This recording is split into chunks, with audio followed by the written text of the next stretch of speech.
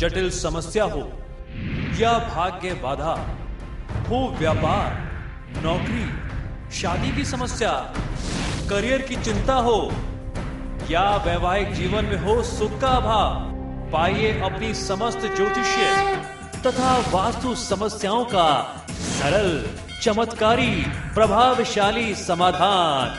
एक जाना माना और विश्वसनीय नाम, आचार्य पंडित श्री वैभवनाथ शर्मा जी, काशी के 400 वर्ष पुराने प्रतिष्ठित और अंतरराष्ट्रीय ख्याति प्राप्त राज ज्योतिषी परिवार की 8वीं पीढ़ी के ज्योतिषी और वास्तु शास्त्री आचार्य पंडित श्री वैभवनाथ शर्मा जी के द्वारा व्यक्तिगत या फिर फोन पर अपॉइंटमेंट लेने के लिए कॉल करें 9818-300-146, 9990-724-131 या फिर ईमेल करें sharma.vaibhav@gmail.com पर।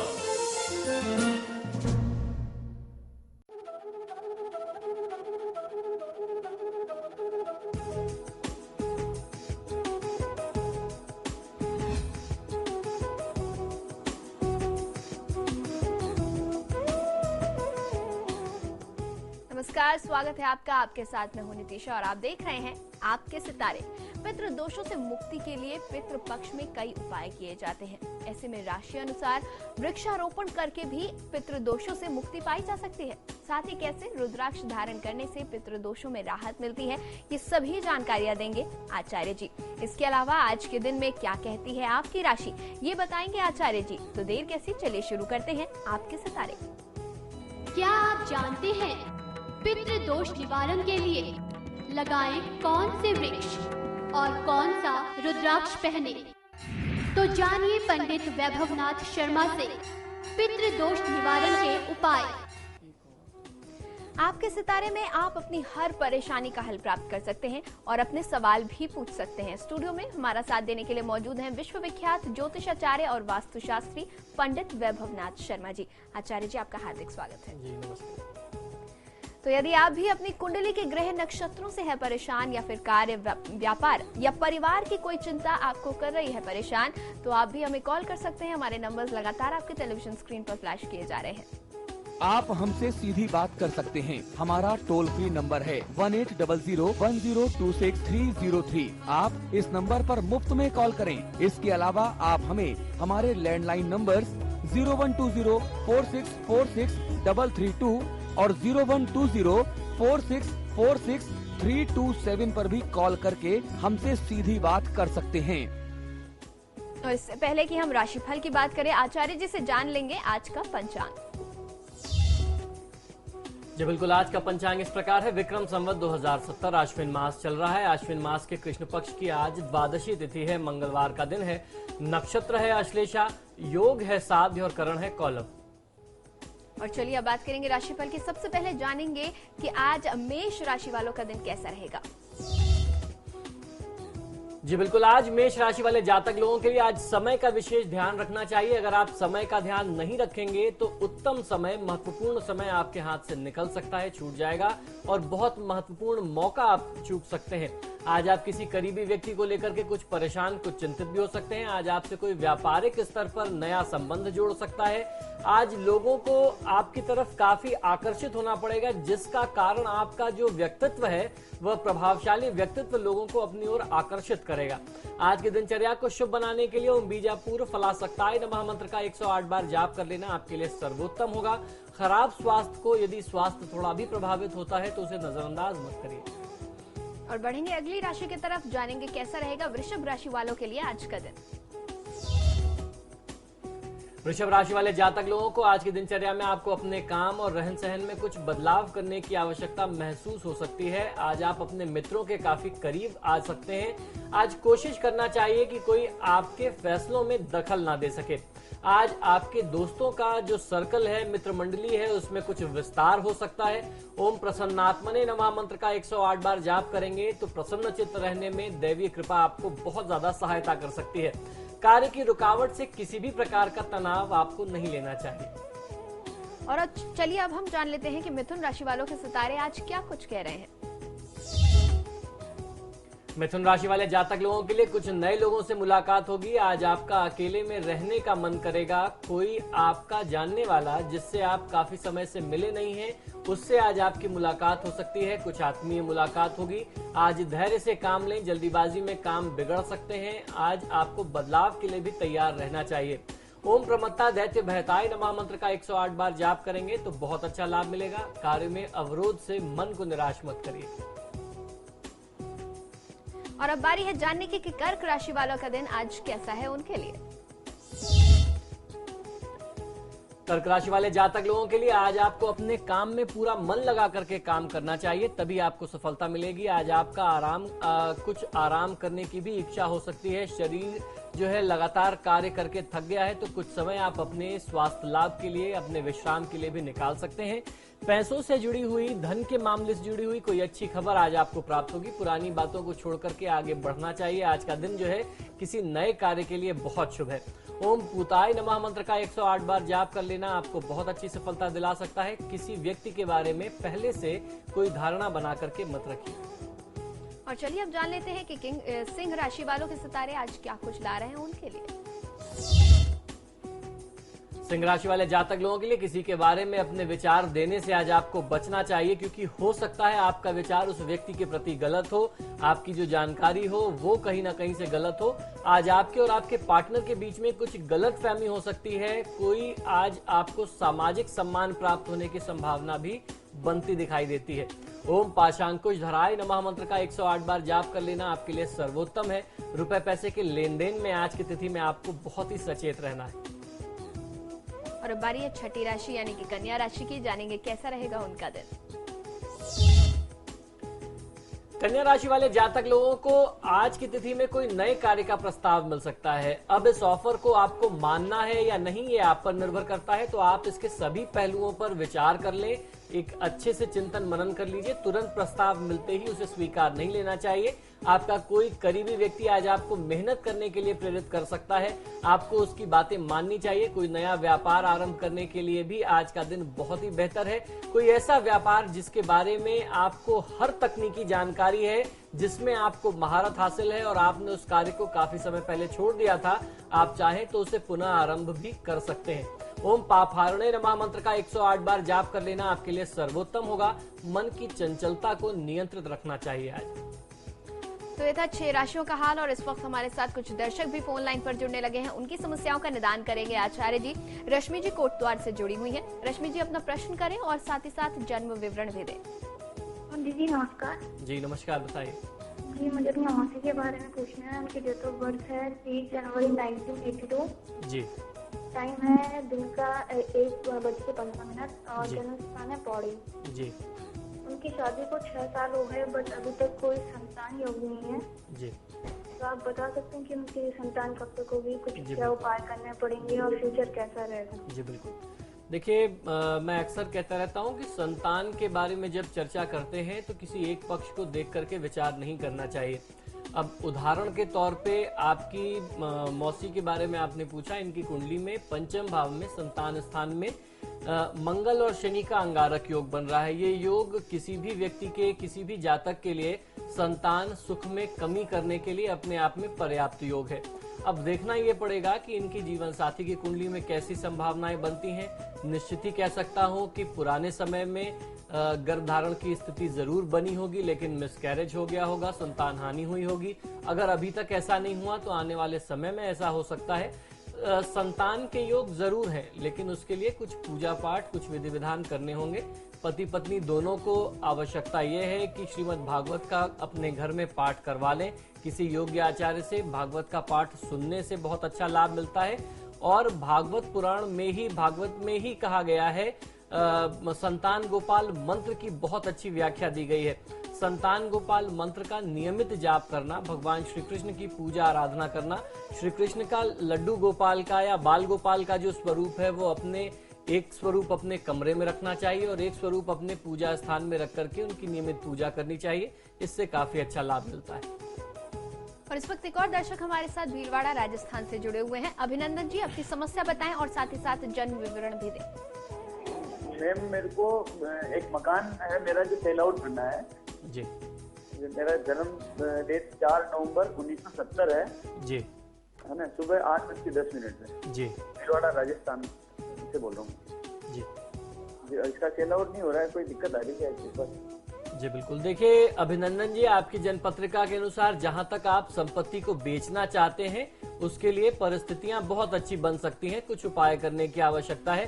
कारण ये है, इसलिए मैं कह रहा हूं कि आपका कार्य सिद्ध हो जाएगा, क्योंकि राहु की महादशा में शनि की अंतर्दशा है और शनिदेव जो है आपकी कुंडली में तीसरे और चौथे भाव के स्वामी हैं। राहु की स्थिति भी चौथे स्थान में है। तो ऐसे में यदि आप संपत्ति बेचना चाहते हैं, राहु का कुछ निदान कर लें, शनिदेव का कुछ निदान कर लें, तो निश्चित ही बहुत अच्छा लाभ मिलेगा। आपको करना ये चाहिए कि शनिवार के दिन आपकी ये जो प्रॉपर्टी है, आप उस प्रॉपर्टी में जाएं और स्टील के पात्र में थोड़ा सा दूध आपको लेकर के जाना चाहिए और उस स्थान के जो वास्तु देवता हैं उनका उस स्थान पर जाकर के उनका आपको ध्यान और आवाहन करना चाहिए। उस स्थान के बीचों बीच, यानी जिसे ब्रह्म स्थान कहते हैं, ब्रह्म स्थान में खड़े होकर के बड़े आदर के साथ आप उन्हें उस दूध का अर्घ अर्पित करें और उनसे ये प्रार्थना करें कि प्रभु हम आपकी शरण में आए हैं, आपको मनाना चाहते हैं, प्रसन्न करना चाहते हैं। जिस भी कारण से, जिस बाधा से हमारी ये संपत्ति बिक नहीं रही, आप उस बाधा को दूर करें और अपनी कृपा दृष्टि करें। इस संपत्ति को बेच करके हम अपनी अन्य संपत्तियों में विकास करेंगे। इस प्रार्थना के साथ यदि आप ये दूध का अर्घ अर्पित करते हैं तो निश्चित ही संपत्ति जल्दी बिक जाएगी, बहुत अच्छा फायदा मिलेगा। नैनीताल से इस वक्त हमारे साथ विजय जुड़े हुए हैं। विजय जी अपना प्रश्न करें और साथ ही साथ जन्म विवरण भी दें। पंडित जी नमस्कार। जी नमस्कार, बताइए। जी मैं नैनीताल से विजय बोल रहा हूँ। जी मेरी जन्म तिथि है 28 अक्टूबर 1969 रात के 1:30 बजे। जी जी मैं काफी समय से काफी परेशान चल रहा हूँ। जी कोई भी काम पूरा नहीं होता है जी लगातार दुर्घटना होती रहती है, पैसा टिकता नहीं है।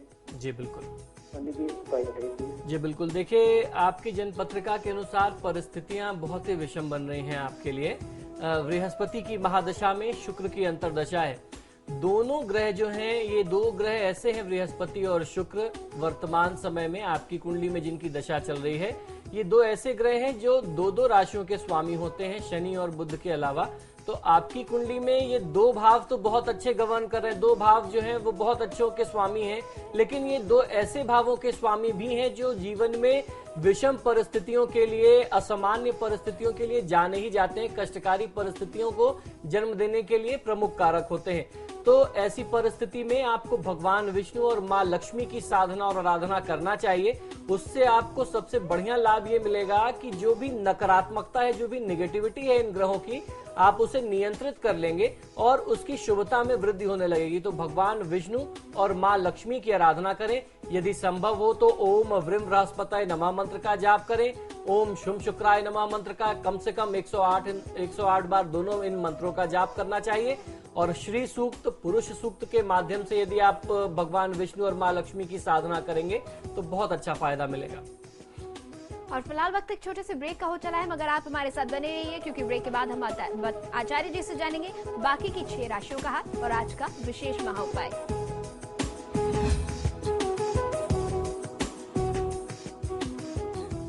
ब्रेक के बाद आप सभी का एक बार फिर स्वागत है। राशियों में आगे बढ़ेंगे और जानेंगे तुला राशि वालों का दिन कैसा रहेगा आज। तुला राशि वाले जातक लोगों को आज जो भी बात करनी चाहिए वो बहुत ही सोच समझ करके बात करनी चाहिए, क्योंकि ऐसा हो सकता है कि आपकी बात से कोई व्यक्ति दुखी हो जाए, आहत हो जाए। आपकी ऐसी कोई भावना ना हो, ऐसे इंटेंशन ना हो, लेकिन आपके कहने के तरीके से व्यक्ति प्रभावित हो सकता है, आहत हो सकता है। आज कोई व्यक्ति आपसे मदद मांगने आएगा, आपका कोई बहुत ही करीबी मित्र होगा, आपको उसकी सहायता अवश्य करनी चाहिए। आने वाले कल को अच्छा बनाने के लिए आपको अपने अतीत को भुला करके आगे बढ़ने की प्रयास अवश्य करने चाहिए। ओम परस्मै नमः मंत्र का 108 बार जाप कर लेना आपके लिए सर्वोत्तम है। आज की तिथि यात्रा के लिहाज से बहुत अच्छी नहीं है, तो यात्रा करने से बचें। और चलिए अब जान लेते हैं कि वृश्चिक राशि वालों के सितारे क्या कुछ कह रहे हैं आज। वृश्चिक राशि वाले जातक लोगों के लिए आज आपके बॉस, आपके उच्चाधिकारी आपको प्रमोशन देने के बारे में सोच सकते हैं, जिसका प्रमुख कारण आपका मेहनती स्वभाव है। आपने आज अपने किसी दोस्त को लेकर के आज आपके मन में विशेष भावना आ सकती है, लेकिन उसे बताने में आप कुछ हिचक महसूस करेंगे, ऐसा लगता है। आपको सारे अपने विश्वास को एकजुट करके उसके सामने अपनी भावना को व्यक्त कर देना चाहिए। ओम निरंजनाय नमः मंत्र का 108 बार जाप कर लेना आपके लिए सर्वोत्तम है। आज किसी भी परिस्थिति में कटु वचन नहीं बोलना है। चलिए अब आगे बढ़ेंगे और जानेंगे कि धनु राशि वालों का दिन आज कैसा रहेगा। धनु राशि वाले जातक लोगों के लिए आज आपके साथी को आपकी आवश्यकता है, चाहे वो बिजनेस का पार्टनर हो या जीवन साथी हो, तो आपको उनकी मदद करनी चाहिए। आपका जो लापरवाह स्वभाव है वो आपके आने वाले समय में आपके लिए बहुत सारी दिक्कतें पैदा कर सकता है, तो ऐसे में आपको लापरवाही से बचना है। हिचकिचाहट में ज्यादा समय बर्बाद नहीं करना चाहिए और जल्द ही अपने मन की बात आपको अपने करीबी व्यक्ति से बोल देना चाहिए। इससे होता यह है कि आपके मन पर जो बोझ है वो काफी हल्का हो जाएगा और आप काफी राहत महसूस करेंगे। ओम नागराज यज्ञ पवित्रवते नमः मंत्र का 108 बार जाप कर लेना आपके लिए सर्वोत्तम है। आज की तिथि में यदि आप कोई नई बिजनेस पार्टनरशिप शुरू करना चाहते हैं, व्यापार में कोई नया साझेदार लेना चाहते हैं, तो इस मायने में, इस लिहाज में आज का दिन बहुत अच्छा नहीं है, तो बिजनेस में कोई पार्टनरशिप अभी डील मत करिए। और चलिए अब आगे बढ़ेंगे और बात करेंगे मकर राशि की। मकर राशि वाले जातक लोगों के लिए अपने किसी खास और करीबी व्यक्ति के साथ आज आपकी शाम जो है वो बहुत सुहानी हो सकती है, लेकिन हो सकता है कि अधिक काम की वजह से या कार्य के दबाव से आपको बहुत अच्छा समय व्यतीत करने का अवसर प्राप्त न हो, जिसे एंजॉयमेंट कहते हैं, बहुत अच्छा एंजॉय आप ना कर पाएं। पुरानी बातों को लेकर के बैठने का आज दिन नहीं है। आज का दिन है आगे बढ़ने का। जो हो गया है उसे भूल जाएं और आने वाले कल की यदि आप ध्यान करें तो बहुत अच्छा लाभ मिलेगा। ओम धीराय नमः मंत्र का 108 बार जाप कर लेना आपके लिए सर्वोत्तम है। संपत्ति या उसके अलावा अन्यत्र कहीं यदि कोई निवेश की योजना है तो उससे बचना चाहिए। और चलिए अब जान लेते हैं कि कुंभ राशि वालों का दिन आज कैसा बीतेगा। कुंभ राशि वाले जातक लोगों के लिए, खासतौर पर नौकरी पेशा लोगों के लिए आज कोई नया जॉब ऑफर आपको मिल सकता है। दिल की बात यदि मन में ही रह जाए तो बहुत देर हो जाती है, इसलिए आज आपको अपने मन की बात व्यक्त कर देनी चाहिए। दूसरों की गलतियां निकालने से पहले आज आपको स्वयं अपनी गलतियों को देखना चाहिए और उन्हें ठीक करने का प्रयास करना चाहिए। ओम द्वैमात्रेयाय नमः मंत्र का 108 बार जाप कर लेना आपके लिए सर्वोत्तम है। आज की तिथि आपके लिए भी यात्रा के लिहाज से बहुत अच्छी नहीं है, तो यात्रा से बचें। और अब बारी है आज की आखिरी राशि यानी कि मीन राशि की। मीन राशि वाले जातक लोगों के लिए नए कार्य का प्रस्ताव मिलेगा, लेकिन यह आप पर निर्भर करता है कि आप इसे करते हैं या नहीं। हो सकता है किसी की बात को लेकर के आज आपको काफी क्रोध, काफी गुस्सा आए, लेकिन गुस्से को नियंत्रित करना आपके लिए सर्वोत्तम है, क्योंकि अगर आपने अपने गुस्से को कंट्रोल नहीं किया, नियंत्रित नहीं किया, तो अपने क्रोध से आप अपना ही नुकसान कर सकते हैं। आज जल्दीबाजी में कोई कदम नहीं उठाना चाहिए, इससे आपका कार्य प्रभावित हो सकता है। ओम द्विजप्रियाय नमः मंत्र का 108 बार जाप करेंगे तो इससे आपके अंदर सहनशीलता में और ज्यादा वृद्धि होगी। शेयर बाजार में यदि आप इन्वेस्टमेंट करते हैं तो आज का दिन बहुत ही सचेत होकर के इन्वेस्टमेंट का दिन है, या यदि संभव हो तो निवेश नहीं करना चाहिए, क्योंकि नुकसान के बहुत ज्यादा योग है। और चलिए अब जान लेंगे आज का महा उपाय। जी, आज का महा उपाय बहुत ही विशेष है, क्योंकि आज मैं पितृदोष निवारण के लिए बहुत ही प्रभावशाली कुछ अलग अलग तरीके आपको बताने वाला हूं। पितृदोष निवारण के लिए आप अपनी राशि के अनुसार भी पौधे लगा सकते हैं, अर्थात वृक्षारोपण करके भी राशि के अनुसार यदि वृक्षारोपण करेंगे तो उससे भी पितृदोष दूर होता है। वास्तु और पितृदोषों से क्या संबंध है आपस में, इसके बारे में भी बताऊंगा और इसको कैसे ठीक करना है ये भी बताऊंगा। और पितृदोष निवारण के लिए रुद्राक्ष आपको कैसे धारण करने हैं, रुद्राक्ष का महत्व क्या है, ये भी आपको जानना चाहिए। यानी आज का महा उपाय जो है वो बहुत अपने आप में वृहत्ता लिए हुए है। कई सारे पक्ष एक साथ में समेट करके लाया हूं। पितृपक्ष में अपने पितरों की याद में वृक्ष लगाने पर पितृदोष से राहत मिलती है। तो अब आइए मैं आपको बताता हूं आपको अपनी राशि के अनुसार किस व्यक्ति को कौन से पौधे लगाने चाहिए। मेष राशि वाले व्यक्ति को आंवले का वृक्ष लगाना है। वृषभ राशि वाले जातक को जामुन का वृक्ष लगाना चाहिए। मिथुन राशि वाले जातक लोगों को शीशम के वृक्ष को स्थापित करना चाहिए। कर्क वाले राशि वाले जातक लोगों को बांस का पौधा लगाने से बहुत अच्छा लाभ मिलता है पितृदोषों में। सिंह राशि वाले जातक लोगों को बरगद, कन्या राशि वाले जातक लोगों को बिल्व पत्र का वृक्ष लगाना चाहिए। तुला राशि वाले जातक लोगों को अर्जुन का पौधा लगाने से बहुत अच्छा फायदा मिलता है। वृश्चिक राशि वाले जातक लोगों को मौलसरी का पौधा रोपना चाहिए। धनु राशि वालों के लिए कटहल, मकर राशि वाले लोगों के लिए खेजड़ी और कुंभ राशि वाले जातक लोगों के लिए कदम तथा मीन राशि वाले जातक लोगों को आम का पौधा लगाने से, इन पौधों को रोपने से पितृ दोषों में बहुत अच्छा चमत्कारी लाभ देखा गया है। ये जो कुछ भी मैंने आपको बताया ये शास्त्र सम्मत सारे उपाय हैं। राशि अनुसार यदि आप ऐसा करेंगे तो बहुत अच्छा लाभ मिलेगा।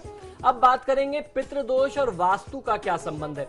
पितृदोष निवारण के लिए यदि आपने अपने घर की दक्षिण दिशा की दीवार पर अपने दिवंगत पूर्वजों के फोटो लगा करके उन पर आपने हार और पुष्प अर्पित कर रखे हैं, उन्हें सम्मानित कर रखा है और प्रतिदिन उनके सम्मुख आप घी का दीपक जलाते हैं तो बहुत अच्छा लाभ मिलता है। पितृदोषों में काफी आप अच्छे तरीके से नियंत्रित कर सकते हैं पितृदोष को। जिस घर में पानी का कोई जल का पात्र यानी ओवरहेड टैंक भी आप समझ सकते हैं, अगर दक्षिण दिशा में हो उस घर में पितृदोष अधिक प्रभावित नहीं करता। साथ ही यदि नियमित रूप से उस स्थान पर घी का दीपक लगाया जाए यानी दक्षिण में जहां जल का क्षेत्र है वहां पे यदि आप एक दीपक लगाते हैं घी का तो पितृदोष जो है वो दूर होता है, आपके पितृ देवता आपको आशीर्वाद देते हैं। घर में पारद शिवलिंग की स्थापना कर प्रतिदिन उनकी पूजा करने से भी पितृदोष समाप्त होता है। यदि घर में दक्षिण और पश्चिम का क्षेत्र जो है वास्तु में टूटा फूटा रहे और उसको आपने कभी ठीक नहीं कराया, वह उजाड़ सा है तो समझ लीजिए कि ये पितृदोष का एक बहुत बड़ा कारण बनता है। वास्तु में इन्हीं चीजों को देख करके हम लोग बता देते हैं कि आपके घर में पितृदोष है।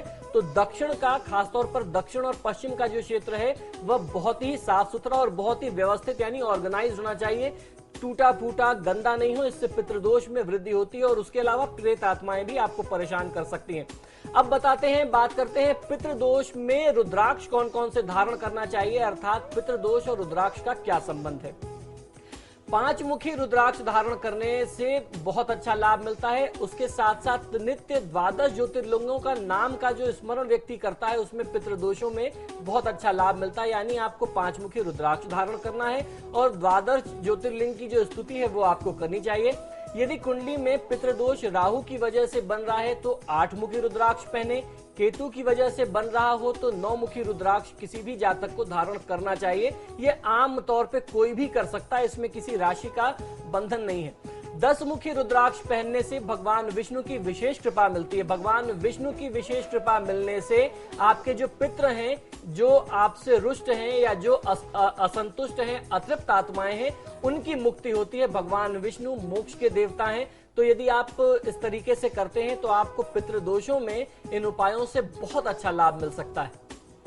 और फिलहाल वक्त हो चला है आप सभी से विदा लेने का। आचार्य जी बहुत बहुत धन्यवाद आपका। पितृदेवताएं कल फिर हम आपसे मिलेंगे, लेकिन फिलहाल दें इजाजत। खबरों के लिए देखते रहिए समाचार प्लस।